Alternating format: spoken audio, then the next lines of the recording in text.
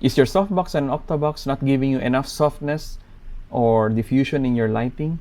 Instead of making it appear like this, it looks like this, like you're not using any softbox or octabox at all? Well, here's a tip on how to make your lighting softer. But before that, please click like, subscribe, and hit the bell button so you'll get updated with my upcoming video tutorials. This is Jay Alonso from learnfromjaya.com. Placing a softbox or octabox to modify your light doesn't necessarily mean it will produce soft lighting. Yes, the bigger the light source, the softer the lighting it will produce.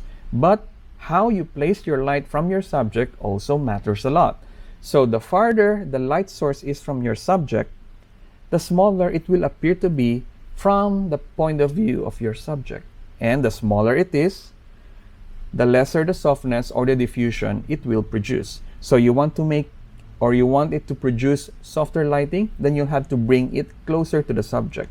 The closer it is, the bigger it will appear to be from the point of view of the subject, and the softer the lighting it will produce. Of course, make sure it doesn't get in the frame. That's why it's better to get bigger soft boxes. Add on bigger soft boxes like 100 centimeter or even 150 centimeter octaboxes to really produce broad, soft lighting. And the bigger it is, the farther also you can place it away from your subject without making it appear again to be a hard light or of lesser diffusion.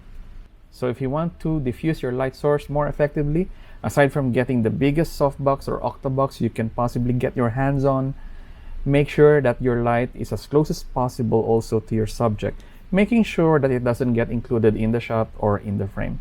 So if you've been doing this technique, please let me know also, write it down in the comment.